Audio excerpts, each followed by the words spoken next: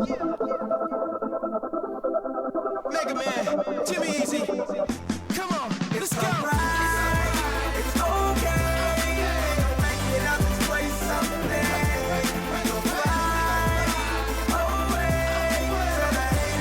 Welcome to Advocacy Help Desk, where advocacy comes to learn, laugh, and make advocacy fun. Here are your hosts, Brian Fratkin and Andy Polk. Welcome back to the Help Desk. Hey. 2020, here we go. Back in studio again today. And as always, I do want to thank the folks who helped make this show possible. First is Human Factor, Blake. Thank you so much. There you go. Producer Blake. There's me. We make podcasts Running the and board. Other things for associations. And then Spark Influence, Brian Fracken, well known in the community for all the work that he does on the technology side for advocacy. Hey guys, Spark Influence, as you guys know, we help organizations do more than just advocacy. It's about community building. That's Building what I community. love. That's right. So, 2020 kicking off. This has been 2019 was a crazy, chaotic year for advocacy for many reasons, mainly because of the person in the White House. Yes. The orange guy? Yeah, exactly. Social issues just flying all over the place. Global social disruptions, economic challenges, and chaos.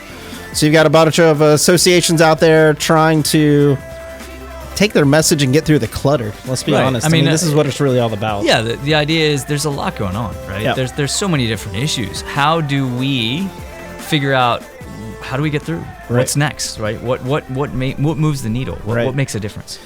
So for that, Yes, exactly right. who's on the desk today? On the desk today is Mr. Mike Panetta. I will let him introduce himself. Mike, it's good to see you, buddy. It's good to be here. Thanks for having me. So tell us a little bit more about yourself, Mike. I know you've been in the D.C. area for a long time. You've been doing politics. You've been doing advocacy work. Give us a little background. Well, first of all, I love the intro music you guys use. We do too. That's some good Yeah, stuff. no, It's our hype. That's right. Gets us going. It does get you going. Yeah. And am I the first guest of the new decade? Yes, you are. Oh, wow. And the new studio, in fact. We moved. Blake put together this beautiful studio here. It's Thank you. gorgeous. This Yeah, is it very is. nice, yes. It's getting there. Yeah. So a little bit about me. So my name is Mike Panetta. Currently, I am a partner at Beekeeper Group. We're a public affairs consultancy in D.C. We specialize in using digital and other ways to help our clients tell their story to decision makers, help shape the environment around issues, drive people to action. We call ourselves Beekeeper Group. I like to joke because the name Cat Herders was already taken. Seriously, Good. Cat herders. I like that. So the reason we call ourselves Beekeeper is sort of a play on grassroots. Is like you don't need to like throw these seeds down and magically grow these people sort of AstroTurf style. The people you need to reach are already out there. So your job's not a groundskeeper. It's more of a beekeeper. It's to find the people who can advocate on your issue, find them, mobilize them, and then drive them towards action. And Makes sense. And if they do their job right, then you get the honey. Makes sense. which I like could be it. lots I of like the things. honey. I like there you go, and get the action. So tell us a little bit more, sort of your background specifically. I mean, yes, Beekeeper, great public affairs group, love the work you guys do. What sort of background do you have, and how did you come into advocacy? That's a good question, because I was just thinking about this the other day. I was reading an article and I realized how long it had been. So, real fast background. I was an intern on the Hill in like 1994, in the fall of '94. Ooh. So if you remember what happened in the fall of '94, that's the year Democrats lost the House. So I was as an unpaid intern for a congressman from Connecticut, and I was like, I was kind of next in line to get a job, like that entry level staff assistant, whatever, guy at the front desk. But I was a paycheck was involved, so I'm like, I'm all for it. And then it was just that wave, and there are people who had been working there for decades who were out of jobs. So I never got that job, so I wound up. But it worked out well for me because I wound up working at a nonprofit. Okay. I got the job because I had an email address on my resume. And the guy who was interviewing me, he was older. He was probably in his 60s or 70s. He was the executive director, and he pointed to the email, and he said, "What's this thing?" I said, "That's an email address." And I think it was like coolguy93@AOL.com or something. You were so hip. You got mail. Something like that. 93. But he goes, "Is that on the internet?" And I said, "Well, yeah, sort of. Yeah, it's on the internet." And he goes, "Do you know anything about websites?" And I said, "And it is like late '94." I'm like, "I've heard of them." Very early, yeah. He's like, "Well, we're trying to make a website. When there's a guy here who wants to build a website, do you think you could do that?" I'm like, there's a Yes, paycheck involved. There, I can do it, so I'll absolutely. figure it out. You got it. So I went to go talk to this other guy at the nonprofit. This is at it was the Federation of American Scientists. They're still around today. So John Pike was his name, and he ran a division of the group, and he really wanted a website because they had all this material they wanted to get online. He's like, and he just asked me a few basic questions, and I answered them. He said, "Well, can you start on Monday?" I said, "Sure." And I went out and bought an HTML for Dummies book, and I showed up on Monday, and I knew more than anybody else in the organization, so I was the expert, and that's sort of been what I've been ever since. It's just knowing a little more than everybody else, and you get to be the digital expert. So that's where I got my start with online advocacy. We were doing campaigns against wasteful military spending on things like the B-2 bomber. This is again after Soviet Union collapse, before 9/11. We had this sort of window of like the peace dividend is what they call it at the time. So we did a lot of simple websites on an issue. Sure. And where did we find people to advocate? We went to Usenet, and we posted on those Usenet groups and drove people back to websites. And that's so that's how I got my start. And I've been working sort of in the intersection of politics and advocacy and technology ever since. Yeah. I love it. I love that background because it resonates well with me, right? Like I've been doing websites for 25 years too, and Publisher and Dreamweaver and HTML and all those things. Sure. Just crazy, and those bulletin boards were where you found those people, right? Like you talked about issues. That's where people went, and that's changed now. So a little bit more than about okay, so here's the future forming question. If you had that resume today, what's that one thing you'd put on it that would be differentiator, that'd be like, this guy knows technology? So that's a good question. What would I put on it today? Well, there's so many more venues now to put something on there, right? So there's the explosion of different channels. Sure. But so some of the things, like when we get resumes at Beekeeper Group, some of the things I like. The first thing I always like to see is a LinkedIn. Yeah. So, and that's not, nobody's going to look and say, what's this thing? Everybody knows what LinkedIn is, but that is a good way to get a good summary of, what this person is. Not just like, because a lot of times LinkedIn will just repeat what's on their resume, and that's fine. But it also gives a sense of like what they're sharing, what they're liking, what they're posting. So you get a sense of like, if you dig into their profile a little bit, you can see like, if they're a thought leader or what they're sharing, what they're reading. I find that it's very helpful too. I like that. I think he's right. Yeah. I mean, in terms of when you're looking for talent or you're looking at who you're interacting with in the advocacy community, I always look at LinkedIn as well. I mean, obviously we've talked about this in past episodes. And we had Erica on. She was great talking all about it. Oh, sure, LinkedIn. Yes. But it's the business side, right? Like I think Facebook, Twitter, things like that are still very personal, I segment those. Yes. But on LinkedIn, I think it's the key tool right now to drive messages out to business leaders and the people that really move the dial, the professionals that are out there, and in the right format. I still think, and I mean I could be wrong, but Facebook and Twitter are still a little bit. I think with what's happening right now with the political ads and things like that, I actually think even absent of all the debates about whether there should be political ads on these platforms or not, and legalities and all this stuff, I don't know that people want to be bombarded with political or advocacy asks on their social channels that they're actually using for friends and family. It may not be the best channel to use. LinkedIn is completely different. I think they're expecting that engagement with an association that's representing them, one, for information flow, but two, making asks so they can become engaged. That's a really good channel to use. Yeah, we're finding LinkedIn works really well for targeting professional communities. Right. You're not really hitting them over the head. We do advertising there, obviously, but being able to write the longer posts, being able to show thought leadership, and being able to target, and the targeting we find is a lot better too, because you can target by occupation and things like that. Right. So things that are more in tune for the sort of advocacy that we're doing around a professional issue. So if we're targeting, say, optometrists, you can find optometrists on LinkedIn pretty easily. Yeah. That's good. So, what about when you're formulating the messages? I just think text is not dead, but it's pretty close to dead these days, especially with all the platforms out there that are so media friendly with videos and audio and podcasts and everything else that you can do. What are people that you work with? What are the successful people using now to formulate their messaging and deliver it to people? Well, that's a good question, because text never goes away, right? That's sort of the heart of everything. It's just it's being more strategic with it and not relying on it so much, right? Right. You have to realize when you're in these digital formats that people aren't going to just read and read and read. Right.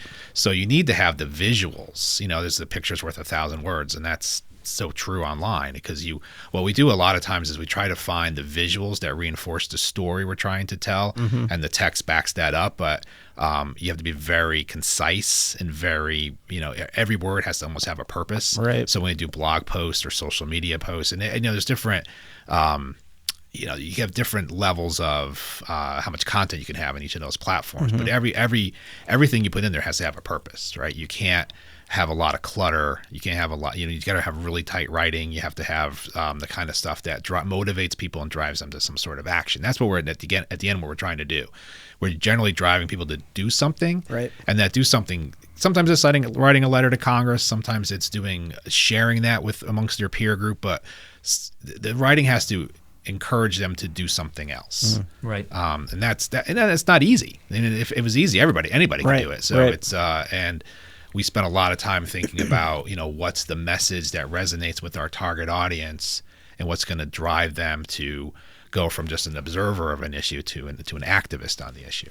Yeah. Yeah. I like that. I think, so what I like to do, Andy's the big thinker. I'm the straightforward kind of guy with the, with the bulleted list kind of thing. What am I?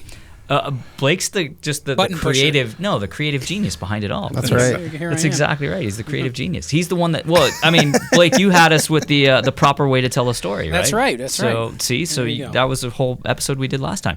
So I want to get down to sort of the nitty gritty of it. So what are some of the common challenges that you're seeing advocacy groups? Right, we're the help desk here, right? Yep. We want to help people look at common challenges, not feel alone, right? Know that there are 10 other people out there dealing with the same thing. What are some of the common challenges that you're seeing out in the space now, and what are some of the common solutions, or at least first steps that folks can take to get to where they want to be, right? Well, I think some of the common challenges, and this isn't just for advocates, this is of course. This is everybody. And I love that too, is that we're not just talking advocacy, this is just community building in general, doing something. Because a lot, the three of us and a lot of the work that we do relies on a lot of technology, right? Sure. Where we're sort of forward thinking with tech and things like that. I appreciate that. And but a lot of us also have we were the ones who got us. We went from where they were to where they are now. Right. And I think what happens with a lot of groups that we work with is they're not seeing what's coming next, right? And they keep doing the same thing with diminishing returns. It's still working. Right.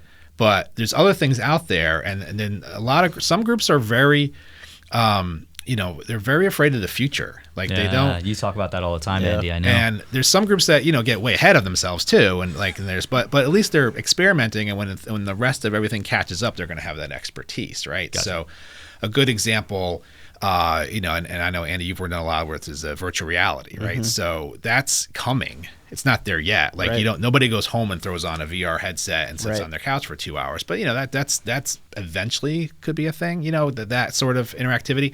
So being able to think of ideas or practices of what I can do now that's practical. That's going to get me that far ahead 5-10 years from now when that's much more mainstream. Doing different. Relying on things like, Facebook and Twitter have always been the way we do things. And it's for social media. And I think there's diminishing returns. Right. I think I see what you're saying, Mike, is that what's next? We've been going to the advocacy conference, the grassroots conference, whatever you want to call it, for years. And for 3 or 4 years, 7 or 8 years ago, it was talking about using social media. Yep. Let's get out on Twitter. If you're not on Twitter or Facebook or LinkedIn and you're not talking about your issues, then somebody else is. Sure. And you're right. I think now all the groups are on Twitter, and it's what's that next thing that's out there? Well, this what you're doing right now with this podcast, that's associations and advocacy groups and anybody who wants to communicate and tell a story, they need a platform like this. Right. It doesn't have to be 3 guys and a microphone and a studio. Yes, it does. But it's got to be.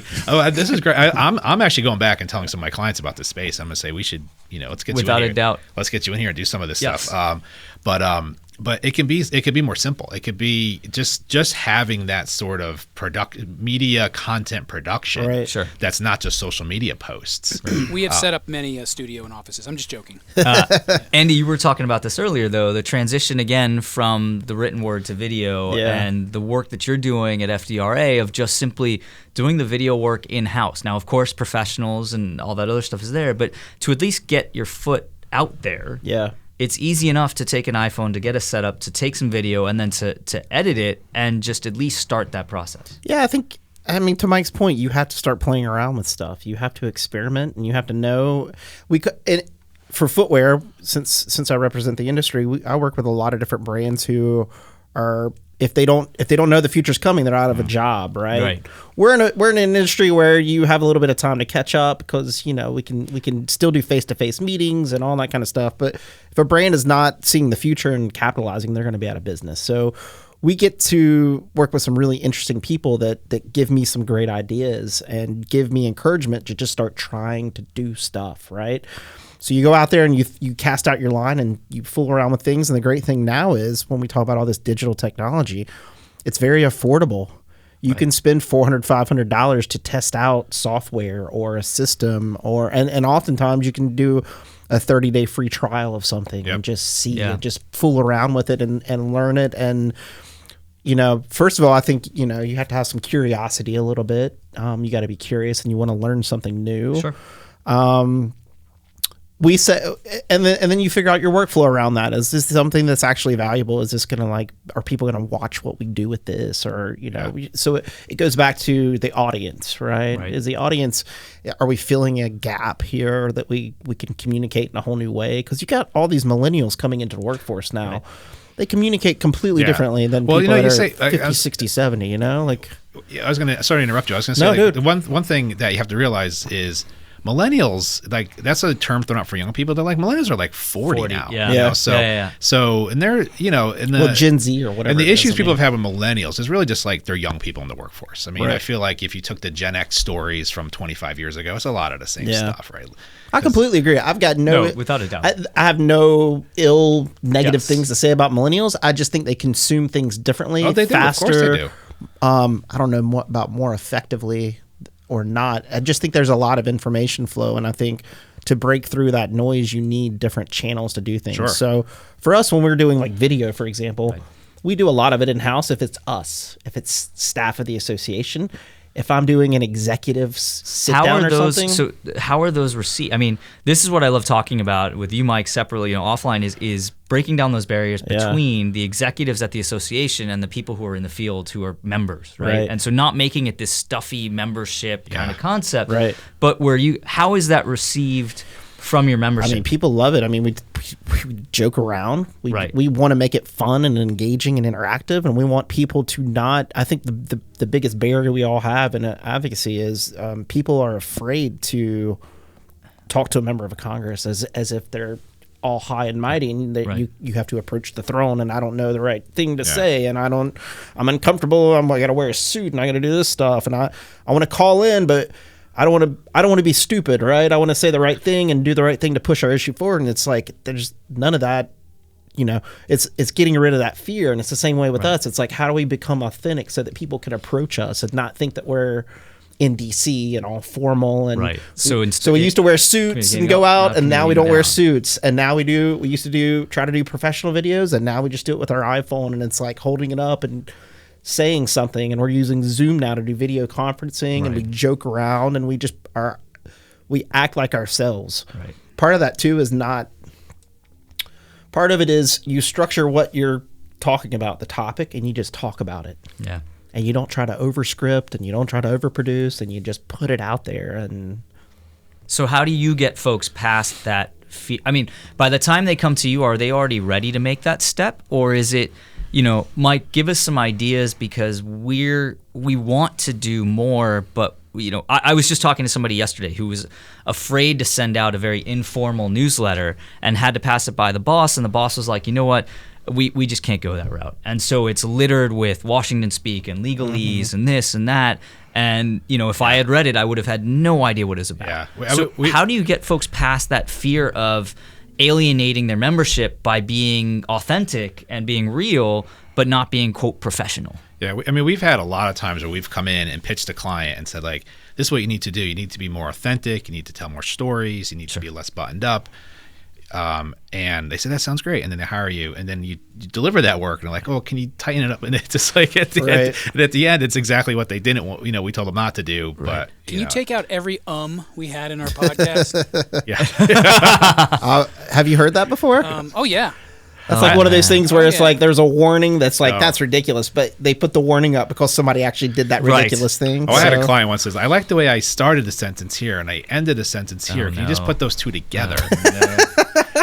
One. I'm like, no, this doesn't work that way. But I think getting back to your virtual reality piece is that, that's an authenticity that you don't have elsewhere because you're bringing people into an experience rather than trying to tell them the official version of it. Yeah. And what we like to, a mantra, I have several mantras I said. One of them I always repeat to clients is, you're not your target audience. Sure. Right. And you have to realize that you in Washington with your Washington ways, your membership does not have those Washington ways. Your membership thinks of things differently. So a lot of what we try to do, we do work on a lot of advocacy days as well, is some training or just some materials to sort of get them comfortable. Okay. Like with the story, we try to let them know, like, the member of Congress, like you said, is not on a throne. You voted for them, so their job is depending on whether you like them or not. Collectively, you're in your district, so they are going to be they care very much about what you have to say about this issue. So, and we try to remind them, like, you have to tell your story. You're not going to be the expert on all the stats and figures, and no one's asking you to be that person. Right. What we're asking you to do is tell your story and how that issue relates to you and your life and how you go about what you do in their district. A member of Congress will always listen to that. Yeah. They may not agree with you or vote the way you want them to do, but they will always respect and listen to that. And that's what we're trying to do, is get the member of Congress to at least think about that issue from your perspective as someone who's living it day to day in the district. Right. And that's for every issue, right? So, and that's what we try to do, is try to get people who come to Washington or tell their story in other ways comfortable with how to relate what their personal experience is and how that's going to affect what happens to them and what the decision maker is going to think about it. I also, and adding to that too, I also think when you're in terms of audience, you were talking about your community trying to get them activated to Congress.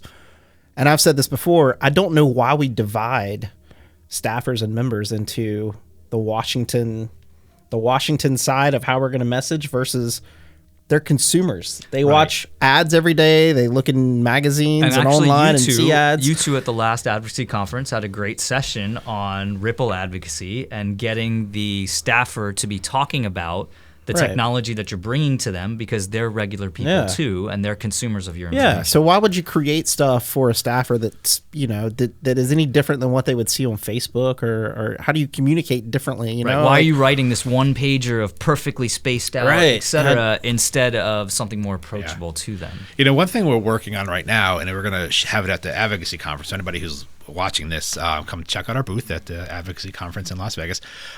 We worked with Brad Fitch, and we filmed this sort of in virtual reality, in 360 video. We filmed a sort of a mock lobby day training video. Yeah. So, and part of it, the idea is to get people comfortable with the environment they're going to be doing this in. So we start off on the streets of outside the Capitol, saying, welcome to Washington. You're going to be you'll probably be starting your day in one of the hotels around here with the briefing and a breakfast, and then you're going to head up to the Capitol. Let's go. And then we have shots inside the offices. We have shots inside one of the offices. We have shots inside the hallway. We have shots, just on the Capitol grounds, just with a narration, just to get the idea is to get you comfortable with the location, and that's what technology can help do. It can help put you there. And then when you come for real, you're like, oh, I've been here before. I've seen this before. It's not all new to me. And I think that's part of some of the overwhelmingness that happens when people come in for these Hill days and advocacy days. Sometimes they've never been to Washington. Yeah. They've never been to the Capitol. It's a lot to take in.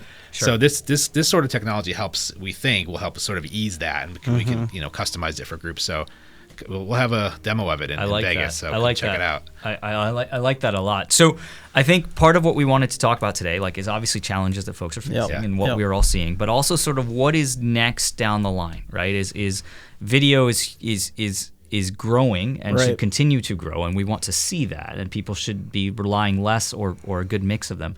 But what do you see, Mike, as some of the things that we should be thinking of as association folks for the future? VR being one of them, augmented reality being another one of them. But what are the other things that are out there that folks should be looking towards or thinking about? Well, we were talking about millennials, and then you start talking about Gen Z. So I have 2 kids, 13 and 10. So and they now have their own devices. They have their friends online. So they're starting to I don't let them have Instagram accounts or anything like that yet. But they're burgeoning digital citizens, right? Sure. Put it to that way. So I see how they interact with things, and I start thinking about my 13-year-old, she'll be voting, in 5 years, right? Yeah, for right. president of the United States. So it's not this cycle, but the next one, right? So she'll be eligible to vote. So you think about what the young people are doing, and you look at how they consume digital technology, Right. how they interact with Sure. things, how they get their information. Sure. I would say this voice search, I think is something that is not really on many people's radar in this industry, this advocacy industry. But there's some stats that say 50% of searches now are done on via voice. Yep. How would you? Okay, so let's dive into that for a second. So I love the concept, right? Yep. And voice is growing consistently, and Alexa is everywhere. Yep. How would you see associations taking advantage of that? Is it, hey Alexa, tell me about the latest tariff news from FDRA, or what? How does that work? So a lot How of do it's you going see to that, be Mike? a lot of it's going to be dependent on how you mark up your websites and how you put the meta tags and things like that. So Right. that's what and it's all in its infancy. So it's changing, but you need to think about how are you going to be the one that gets. It's almost like the top of the Google search ranking, but instead of the top of the Google search ranking, you're the only answer. Yes. Like Alexa's not going to say, here are the top 5 answers. It's going to say, here you go. Here's the answer. So that always fascinates me too. Is obviously you can say, hey Alexa, tell me what the weather is from weatherchannel.com, right? How does it know? Is Alexa indexing things like Google and saying, okay, great, this seems to be the most popular answer, we're going to return that? Is that sort of what's happening? I think that's part of it. Okay. Yeah, that's a lot of work. There's a lot of AI technology lot behind going it. into it. That's a lot of money. We're doing Yeah. flash briefings for Yeah, lots of Blake organizations. is doing flash briefings for us. So Tell me more about that, because all I don't right. know what that is. How much time we got? Okay. No, 30 seriously. seconds here. No, but it's just like a podcast, but it's 4 minutes. Well, no, it's 10 minutes, and you have to have at least a weekly refresh, and you would go just like you would to get a product. So you go to Amazon, search for flash briefings. If you have your computer up, you can try it. And just search for chemistry association, whatever it is, and then every morning when you say Lexi, because I have one sitting in the room, so I can't say the actual thing. Right. You say Lexi, give me my news. It will put it into your news feed. So it will say from the Footwear Association or from FDRA, blah blah blah. So I instead of didn't- I having didn't know the that daily, existed. the daily send out that a lot of big associations do to their members, you just replace it with the voice and have Or somebody read augment it. it with it both. Yeah. But think about yeah. how much better it is to brand it, because you're actually hearing the voice from somebody representing you in Washington at the association. Well, and right? with commutes and everything else, right? I'm not necessarily, if I'm driving, I'm not looking at my phone, right? I need to be listening, and that's a perfect thing to bring into that experience. I also think a little bit beyond. Everybody thinks of voice, so they start thinking about the actual devices that are sitting in the homes. And I actually think it's the opposite. I actually think websites are the future of voice, because you can go on Google right now and you can click the button and you can search for everything by voice. And funny enough, a lot of elderly people use that because they can't functionally move their fingers correctly, but they'll hit the button and they'll ask exactly what they want. And Google's algorithms and AI and all that is so superior to everything else that it finds it that what you're going to start seeing from Nike and Adidas and all the folks we work with is their websites are essentially going to be run by voice, and they're building the back end right now, so that when you're looking, you go to the website, you got to filter by all these different things you want, and now you can just hit the button and say, I need a size 12, I want white, I want high tops, and I want the swoosh on the right-hand side, I want this. And it's going to search it, and it's going to pull up 4 options. Yeah. And that's a lot easier than me going through and clicking on the filter button, and then it refreshes, and then I click on the filter button again, and it refreshes again. That makes sense. For advocacy, what makes sense is voice like this, doing podcasts and things like that. But we, Blake and Paula also just added on our podcast, the Shoe and Show. Yeah, Shoe and Show, little plug. Shoeandshow.com. For our podcast. Yeah. But on the website now is a little voice note button that you can click on, and somebody can comment or ask a question that we can then play on air and have these dialogues back and forth. So you're starting to have like that's a very affordable technology that you can implement and start having to where you have these voice dialogues. But in terms of like search and stuff, I completely think it's the future. We're actually having a RAIN agency come and speak at our summit about voice up in New York. Yeah. And so I'm super excited about that, about where things are headed for marketing and all that. For associations, it's like one of those things where we're just waiting to see it commercialized, and then the cost will come down and we'll figure out the workflows. But it definitely is the way that we're going to head. But think about if you ask a question, you have to have, it's almost like choose your own adventure. You have to have all these other pathways in response in a canned system. So it's a lot. Yeah. So I'm thinking about voice. It's the return on a search. It's the return on that. Right. So that's something I think not just associations, anybody who does any digital content needs to think about how am I structuring my website so it's laid out in a way that a reader can return the results that are expected from somebody. Right. But then there's also like everything we try to do is try to get our clients' information into the feed in which our target audience is consuming, right? So when you talk about a flash briefing, it's exactly the same thing. A flash brief, getting your information into a Alexa flash briefing is the same thing as getting your information into a Facebook news feed or into a Twitter feed or into their inbox, into whatever stream they're looking at or listening to.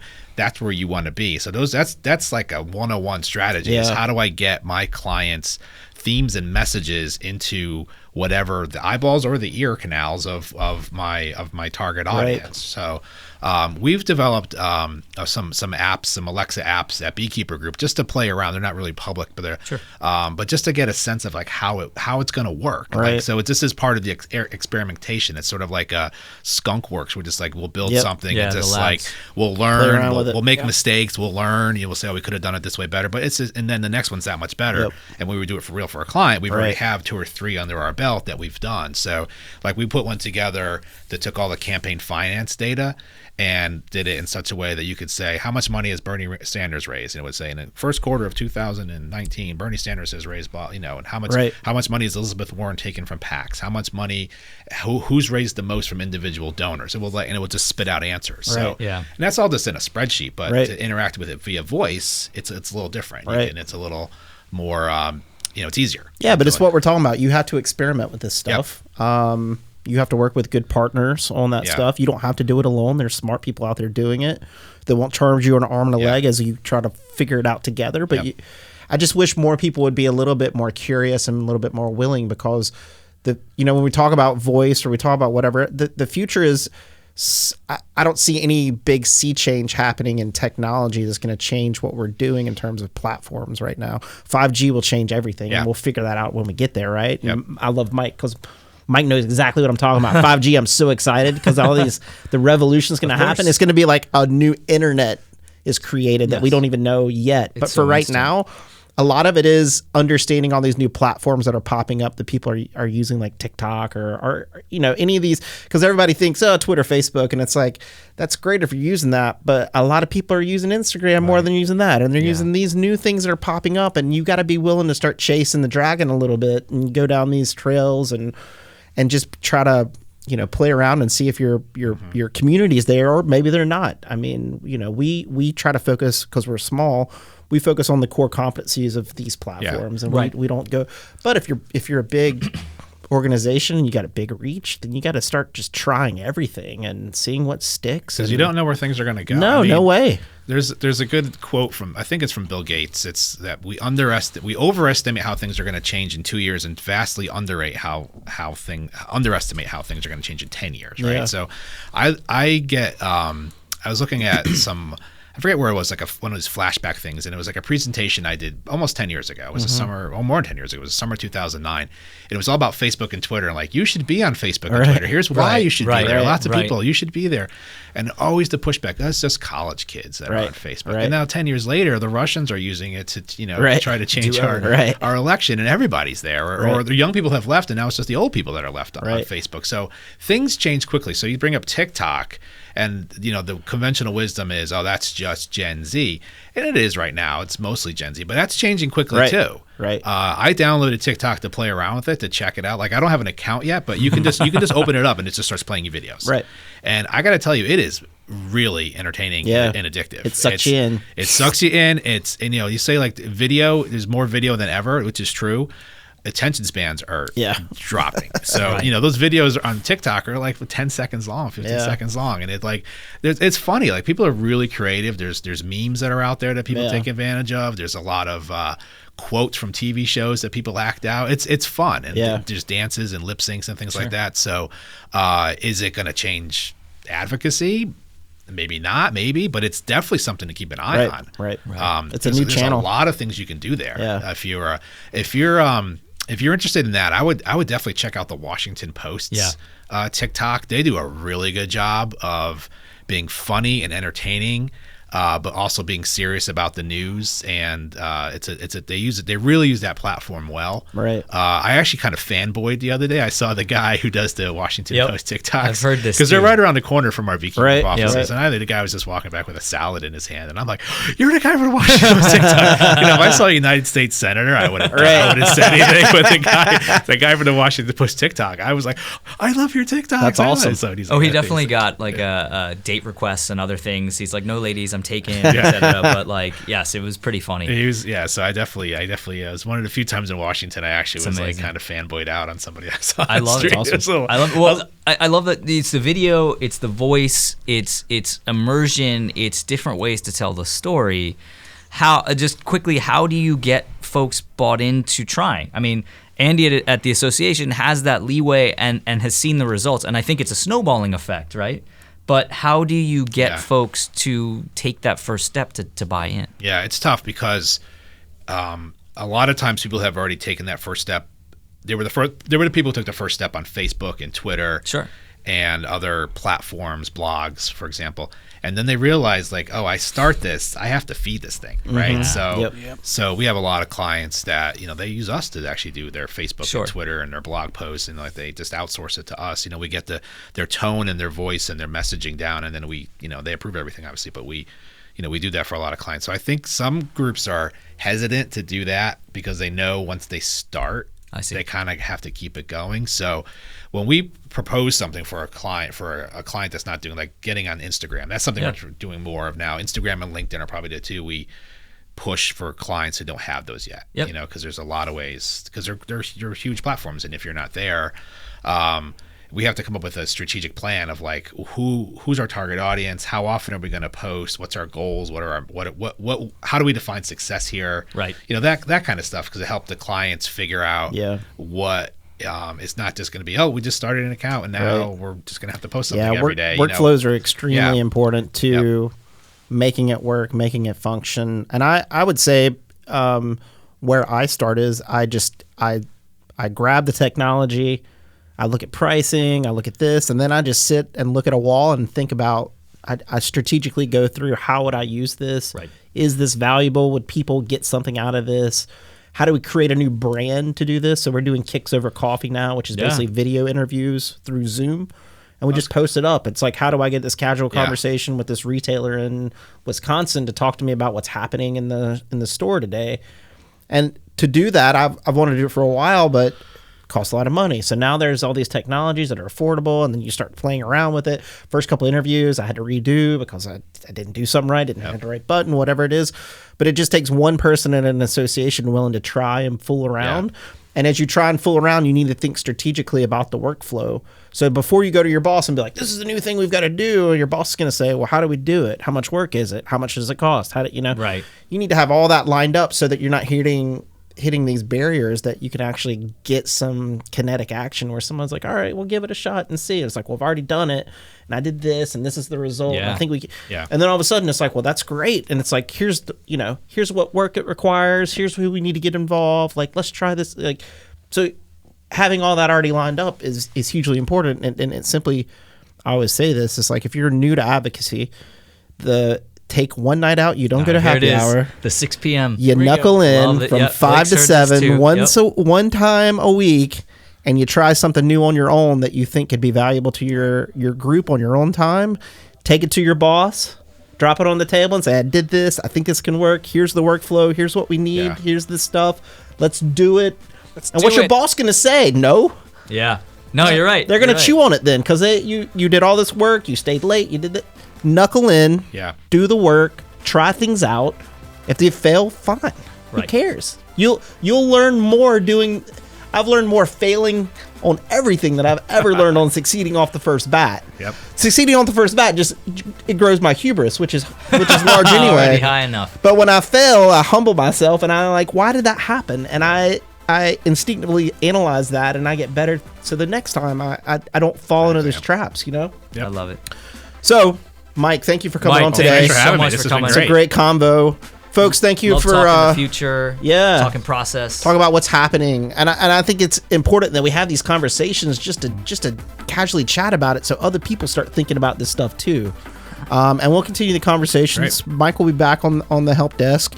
We want to thank you guys for listening in, for watching. If you're on our YouTube channel, please subscribe. I want to thank Brian and Blake for all the good work that they do and helping set up the podcast here in the studio time and running the website and pushing things out. This platform is really unique because we can reach every single advocate in the U.S. and Canada, around the world, anybody who speaks English. Typically, we don't subtitles. Unfortunately, we don't have that technology yet. We'll fool próxima around en with it and español, play, ¿no? We but have it. Yeah. We just don't use it. but this is a free help desk for everybody in advocacy. If you have issues, if you have challenges, drop us a line. Go to advocacyhelpdesk.com. We'll find someone in advocacy that's an expert on the issue that you have a challenge with or a concern with. We truly want to help you become a better advocate. We truly want to help you become a better professional. And that's really what it's all about, is having these casual conversations, delivering it to you in a format that doesn't cost you any money, doesn't cost you any time. You can listen to these and watch these from your desk or on the way into work. And we do want to hear from you. So challenges, let us know. Ideas, speakers, what do you want to hear in 2020? What topics do you want us to discuss? Who do you want us to bring on? What do you need? Let us know. We're the help desk. We're here. And until next time, on behalf of Advocacy Help Desk team, What? we're out. All right, guys.